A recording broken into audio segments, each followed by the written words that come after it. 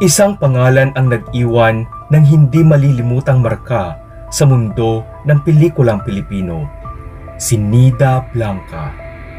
Isang artista na hindi lamang naghatid ng ngiti at luha sa mga manonood, kundi naging simbolo rin ng talento, dedikasyon at pagmamahal sa sining. Hanggang sa ngayon, ang kwento ng kanyang pagkamatay ay nagbibigay pa rin ng hamon sa sistema ng hustisya sa ating bansa.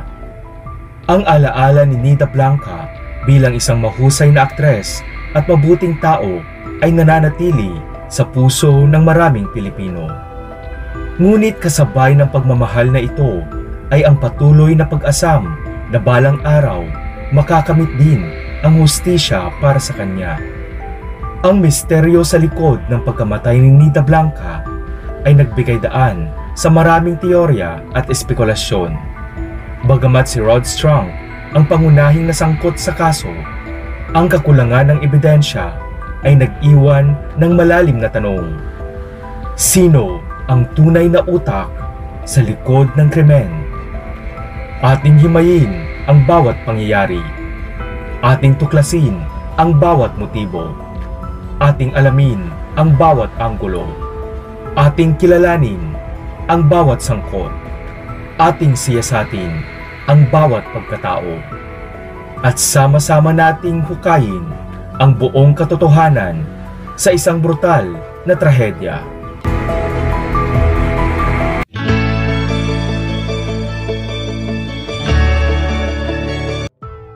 Si Dorothy Ginto Jones, ipinanganak noong January 6, 1936 at pumanaw noong November 7, 2001 na mas kilala bilang Nida Blanca, ay isang aktres at komedyanteng Pilipino. Sa loob ng kanyang 5 dekadang karera bilang artista, kilala siya sa kanyang natatanging pagganap sa pelikula at telebisyon sa Pilipinas. Ipinanganak si Dorothy sa Gapan, Nueva Ecija sa Pilipinas sa isang Amerikanong sundalo na ama na nagngangalang John William Jones Jr. at ina na isang Pilipina na nagngangalang Inocencia Velez Ginto. Nagsimula ang kanyang karera bilang artista matapos itong pumirma sa LVN Pictures kung saan siya ay namayagpag bilang reyna ng mga pelikula sa loob ng higit sa 1 dekada at bumida sa halos lahat ng mga pelikula noong 1950s kasama ang aktor na si Nestor De Villa. Lalong sumikat si Nida Blanca sa sitcom sa telebisyon na John and Marcia kung saan ay kasama niya ang comedy king na si Dolphy at ang Diamond Star na si Maricel Soriano na umere mula November 22, 1973 hanggang 1978. Matapos nito ay bumalik ang serye mula July 25, 1980 hanggang March 19, 1990. Si Nida Blanca ay 2 beses na ikinasal. Ang una ay sa ama ng kanyang kaisa-isang anak na hindi naman nagtagal ay humantong din sa hiwalayan ang kanilang relasyon. Dahil hindi legal ang diborsyo sa Pilipinas, humiwalay siya sa kanyang unang asawa na si Victorino Torres noong 2 taong gulang ang kanilang anak na si Kay. Kalaunan ay kinasal siya sa kanyang pangalawang asawa na si Roger Lawrence Strunk na isang Amerikanong mga awit at aktor na kilala sa kanyang screen name na Rod Lauren sa Las Vegas noong 1979. Subalit noong November 7, 2001, nagimbal ang buong Pilipinas sa balitang malagim at karumal-dumal na pagpanaw ng batikang personalidad na si Nida Blanca. Noong November 6, 2001, si Nida Blanca, kilala bilang isa sa pinakamatagumpay na aktres ng kanyang panahon, ay nakitang masigla at abala sa kanyang araw. Regular siyang pumapasok sa MTRCB o Movie and Television Review and Classification Board kung saan siya ay naninilbihan bilang miyembro at dumadalo sa mga screening at rating movies 2 beses sa isang linggo. Sa araw na iyon, walang indikasyon na may masama siyang nararamdaman, ngunit hindi alam ng lahat na ito pala ang magiging huling araw na makikita siyang buhay. Kinabukasan, November 7, 2001, nagulantang ang buong bansa nang natagpuang wala ng buhay ang veteranang aktres sa likod na upuan ng kanyang sasakyan sa parking lot ng Atlanta Center sa Green Hills, San Juan, Metro Manila, kung saan siya nagtatrabaho para sa MTRCB sa oras ng kanyang kamatayan.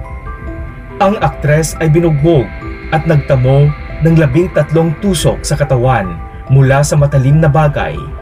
Ngunit ang tama sa kanyang leeg na tumagos sa larynx ang naging sanhi ng kanyang agarang pagkamatay.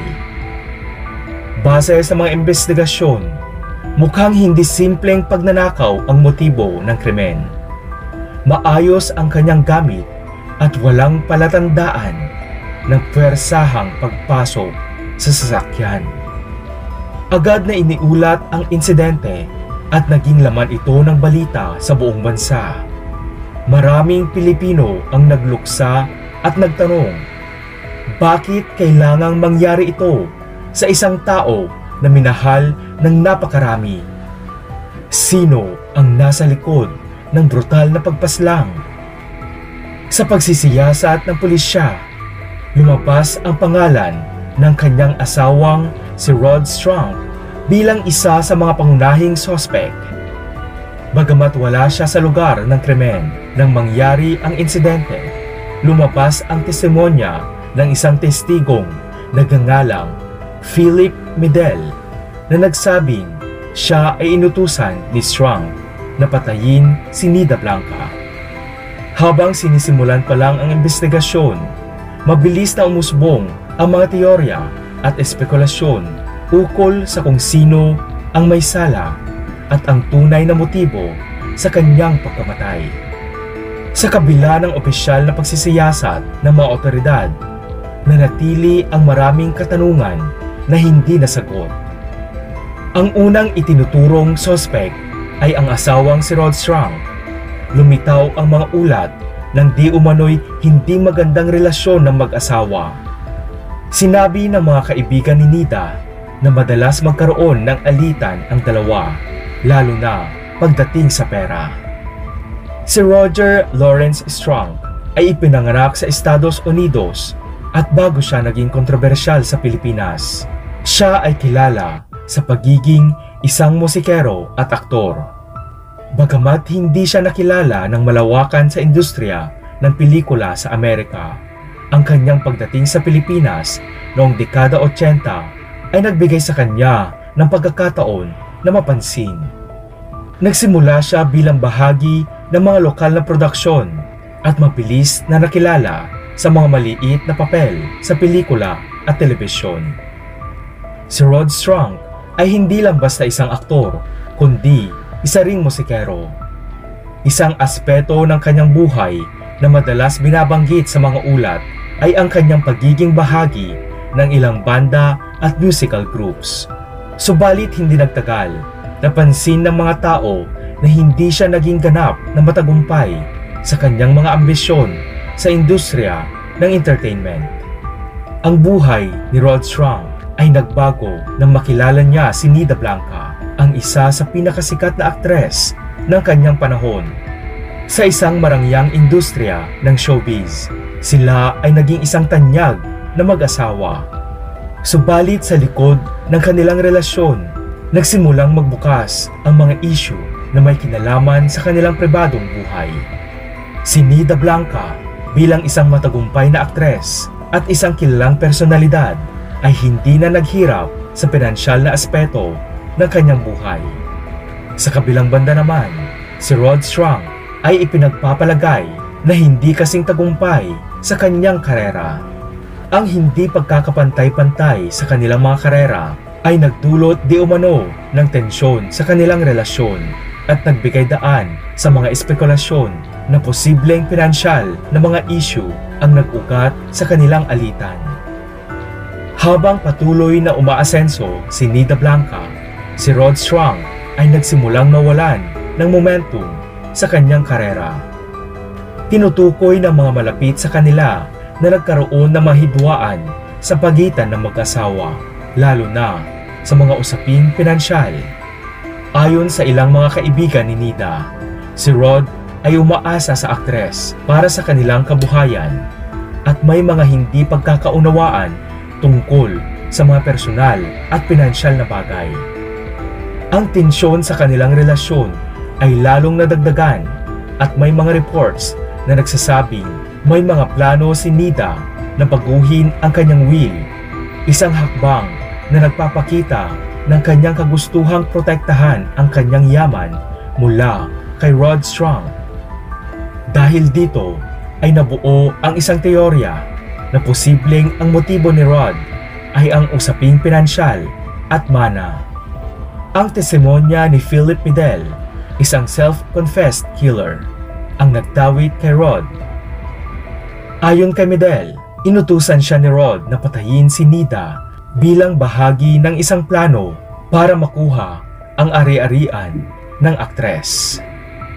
Napag-alaman ng mga investigador na umaabot sa 85 million pesos ang mga ari-arian ni Nida Blanca, kabilang ang isang condominium sa Green Hills sa San Juan na nagkakahalaga ng 10 million pesos at isang bahay sa California na nagkakahalaga naman ng $300,000.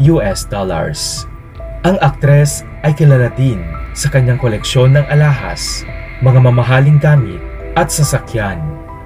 Si Nida Blanca ay hindi lamang isa sa pinakamagaling na aktres sa kasaysayan ng pelikulang Pilipino, kundi isa rin sa mga pinakamayamang personalidad sa industriya noong kanyang kapanahunan. Sa halos 5 dekada ng kanyang karera, nakapag-ipon siya ng maraming yaman mula sa kanyang mga pelikula, endorsements, at investments. Bukod sa kanyang kinita sa showbiz, si Nida ay kilala rin bilang matalino sa pamamahala ng pera. Siya ay nagkaroon ng ilang ari-arian, kabilang ang mga bahay at lupa, negosyo, at mga ipon sa bangko. Ang kanyang yaman ay bunga ng kanyang dedikasyon at pagsisikap, ngunit ito rin ang itinuturong isa sa posibleng dahilan ng kanyang maagang pagpanaw. Ang lahat ng ito ay iniwan ni Nida sa pamamagitan ng isang legal na last will and testament. Subalit ang katanungan ay kung sino ang mga tunay na benepisyaryo ng kanyang yaman. Kung sakaling pinawalang bisa ni Nida Blanca ang kanyang kasal kay Rod Strong, walang makukuha si Strong. Ngunit kung namatay ang aktres bago pa man niya mapawalang bisa ang kanilang kasal, sa ilalim ng batas, si Rod Strong na legal na asawa ay may karapatan sa isang bahagi ng mana ng kanyang estranged wife, kahit na nakasaad sa testamento ni Nida na ang lahat ng kanyang mga ari-arian ay mapupunta sa kanyang anak. Ang yaman ni Nida ay naging sentro ng kontrobersiya, lalo na sa kanyang relasyon sa asawang si Rod Strong. Ang posibilidad na mawalan ng access sa kanyang kayamanan ay itinuturong naging motibo ni Rod upang planuhin ang krimen. Gayunpaman, itinanggi ni Strong ang lahat ng alegasyon. Sa kabila nito, siya ay nagdesisyon na umalis patungong Amerika bago pa man siya maharap sa mga kaso sa Pilipinas, bagay na lalong nagpalala ng hinala laban sa kanya. Noong 2003, formal na sinampahan ng kaso si Rod Strong sa Pilipinas. Ang kaso ay nakasalalay sa mga pahayag ng mga testigo at ni Philip Medel na sumuko sa PNP Task Force Marcia noong November 19, 2001 at umamin na siya ay kinuha ni Strong upang patayin si Nida Blanca. Subalit dahil nasa Estados Unidos si Rod Strong, hindi ito agad na nakabalik sa bansa upang harapin ang kaso. Ang mga otoridad sa Pilipinas ay nahirapan sa pagkuha ng sapat na ebidensya upang patunayan ang direktang koneksyon ni Strang sa pagpatay. Samantala, si Philip Medel na umamin noong una ay binawi ang kanyang salaysay pagkaraan ng 4 na araw. Sinabi niya na siya ay napilitang umamin dahil pinahirapan siya ng pulisya at dahil dito ang kaso ay lalong naging komplikado at ang hustisya para kay Nida Blanca ay tila lalong lumabo. Gayunpaman, ayon sa mga prosecutor, walang nakitang ebidensya ang mga medical examination para i-back ang kanyang claim ng torture. Sa kabila ng ginawang pagbawi ni Medel, si Strang pa rin ang prime suspect. Ayon sa Philippine prosecutors, base sa kalakihan ng circumstantial evidence at statements ng mga bagong testigo. Isa sa tinutukan ng publiko ay ang maaaring escape plan ni Rod Strang. Matatandaang makaraan ang insidente, si Rod ay agad bumalik sa Amerika na nagdulot ng mas maraming hinala. Marami ang naniniwala na ang kanyang pag-alis ay bahagi ng pagsisikap na takasan ang kaso. Si Strang ay nasa US noong 2003 nang siya ay akusahan ng pagpatay kay Nida Blanca. Umalis siya ng Pilipinas noong January 2002 upang dalawin ang kanyang ina na malapit nang mamatay noon at hindi na bumalik. Kalaunan ay inaresto siya sa kanyang bahay at ikinulong sa Sacramento County Jail matapos maghain ng extradition request ang gobyerno ng Pilipinas laban kay Strang para litisin sa Pilipinas. Subalit itinanggi ng korte ng US ang kahilingan sa extradition at agad na pinalaya si Strang mula sa kulungan. Kasunod nito ay nagsampa ng ikalawang extradition case ang gobyerno ng Pilipinas laban kay Strang. Subalit wala itong natanggap na opisyal na tugon mula sa pamahalaan ng Estados Unidos. Gayunpaman, wala nang solidong ebidensya na mag-uugnay sa kanya sa mismong krimen. Ang iba pang posibleng motibo ay ang politikal na aspeto. Si Nida Blanca ay hindi lamang isang artista, kundi isa ring miyembro ng Movie and Television Review and Classification Board o MTRCB.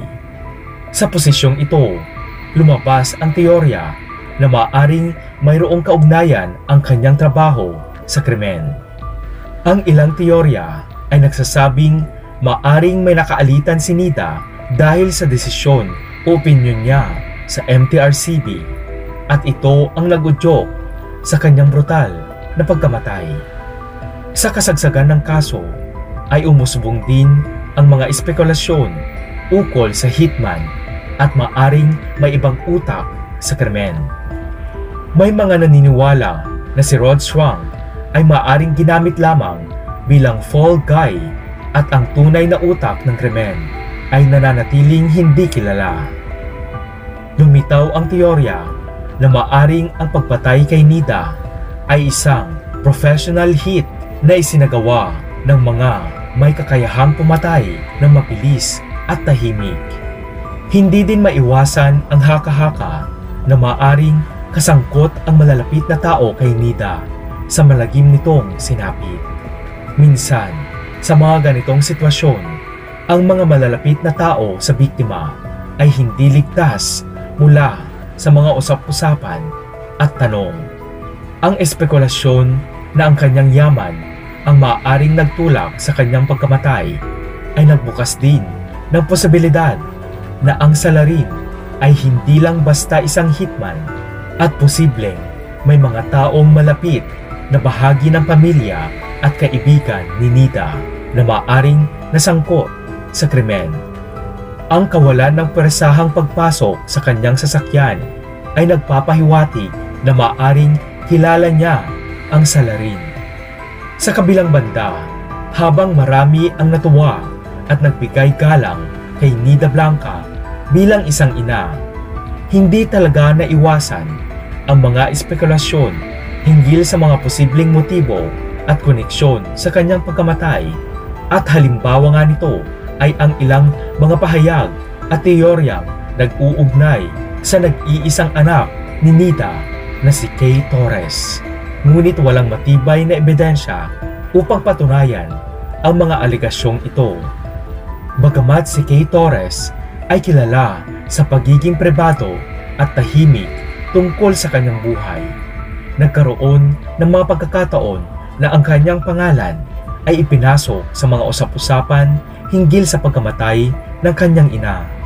Ilan sa mga espekulasyon ay nagsasabing si Kay ay maaaring mayroong personal na hindi pagkakaunawaan o hidwaan kay Nida na maaaring nag-udyok sa isang trahedya. May mga balita na kumalat na nagsasabing si Kay ay hindi sang-ayon sa mga desisyon ni Nida, lalo na sa mga personal at pinansyal na aspeto. Pinag-uusapan ng ilan na si Kay ay maaring hindi natuwa sa ilang mga hakbang na ginawa ng kanyang ina na nagdulot ng mga alitan sa pagitan nila. Bagamat ito ay hindi napatunayan, nagbigay daan ito sa mga haka-haka na siya ay maaring may kinalaman sa nangyaring krimen. Ang isa pang teorya ay ang pinansyal na aspeto. Ayon sa ilang mga hindi kumpirmadong ulat, may mga agam-agam na si Kay ay maaring may motibong pinansyal at maaring nais niyang makuha ang mana o ari-arian ng kanyang ina. Ang mga alingaw-ngaw tungkol sa paghati ng mga yaman ng pamilya ay nagbigay dahilan para mas mapag-usapan si Kay at ang posibleng koneksyon nito sa pagpaslang sa sarili nitong ina. Matapos ang pagkamatay ni Nida Blanca, naging magulo ang usapin tungkol sa paghahati ng kanyang mga kayamanan. Ang mga pamilya at malalapit na kaibigan ni Nida ay nagsabing dapat ay hindi mapunta ang kanyang yaman kay Rod Strang dahil sa mga alegasyon laban dito. Sa kabila ng mga kaso, ang usapin sa kayamanan ni Nida ay hindi nabigyang tuldok, lalo't hindi malinaw ang pinal na hatian ng kanyang mga naiwang kayamanan. Sa kabila ng lahat ng mga espekulasyon at teoryang lumabas, wala ni isang matibay na ebidensya ang nagturo na si Kay ay may kinalaman sa pagkamatay ng veteranang aktres. Walang naging formal na investigasyon kay Kay o kahit anong pahayag ng anumang direktang kaugnayan nito sa pagkamatay ng kanyang ina. Ang mga pahayag na lumabas ay mga haka-haka lamang na walang konkretong batayan. Ang pagbawi ni Philip Medel sa kanyang naunang testimonya ay nagdulot ng mas maraming tanong kaysa sagot. Ito ay nagbigay daan sa teorya na may ibang tao sa likod ng krimen na gustong palabasin na si Rod Strang ang may sala. Isa pang malaking issue ay ang kakulangan sa solidong ebidensya. Sa kabila ng testimonya ni Medel at ng hinala laban kay Rod, walang pisikal na ebidensyang magpapatunay ng kanilang direktang koneksyon sa krimen. May mga naniniwala na walang kinalaman si Rod o ang sinumang malapit kay Nida sa kanyang pagkamatay. Posible umanong biktima siya ng random na karahasan o ng isang personal na kaaway na walang kinalaman sa usaping pera o relasyon. Ang ilan naman ay naniniwalang maaring may alam si Nida na isang sensitibong impormasyon na posibleng ikinagalit ng ibang tao o grupo. Ang kanyang posisyon sa MTRCB at ang kanyang malawak na network sa industriya ng pelikula ay nagbigay daan sa mga espekulasyon na maaring may nalalaman siyang kontrobersyal na bagay. Lumitaw din ang teorya na posibleng may ibang grupo o tao na gustong makinabang sa yaman ni Nida. Ang kanyang malawak na network at mataas na estado sa lipunan ay nagbigay ng posibilidad na maaring may ibang tao na naghahangad sa kanyang ari-arian at ang pagkamatay niya ay isinagawa ng mga profesional na hitman. Noong 2007, isang bagong balita ang gumimbal sa publiko. Natagpo ang patay si Rod Strunk matapos di umano'y tumalon ito mula sa balkonahe sa ikalawang palapag ng Tracy Inn sa Tracy, California, kung saan siya nanatili sa nakaraang 3 araw, at ang kanyang kamatayan ay nagdulot ng lalo pang mas maraming katanungan. Sa kabila ng kanyang pagpanaw, nanatiling mailap ang hustisya para kay Nida Blanca. Labis na nalungkot si Kay Torres noong 2008 na matapos ang 7 taon, nakabinbin pa rin ang paglilitis sa kasong kriminal sa karumal-dumal na pagpaslang sa kanyang ina. At ayon sa kanya, kumbinsido siyang si Philip Medel ang may kasalanan sa krimen. Si Philip Medel ang nanatiling suspect at nakulong hanggang sa kanyang kamatayan noong April 7, 2010 sa edad na 62. Namatay si Medel dahil sa sepsis na dulot ng sakit na pneumonia sa Philippine General Hospital. Ang kaso ng pagpatay kay Nida Blanca ay naging isa sa pinakakontrobersyal at hindi nalutas na mga krimen sa kasaysayan ng Pilipinas. Sa kabila ng pagsisikap ng kanyang mga kaibigan, pamilya at mga taga-suporta na ipaglaban ang katarungan, nanatiling misteryo kung sino ang tunay na salarin sa likod ng kanyang brutal na pagkamatay.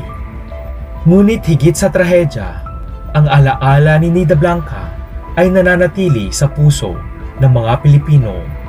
Ang kanyang mga pelikula ay patuloy na pinapanood at minamahal. Patunay ng kanyang walang kupas na kontribusyon sa industriya ng pelikula.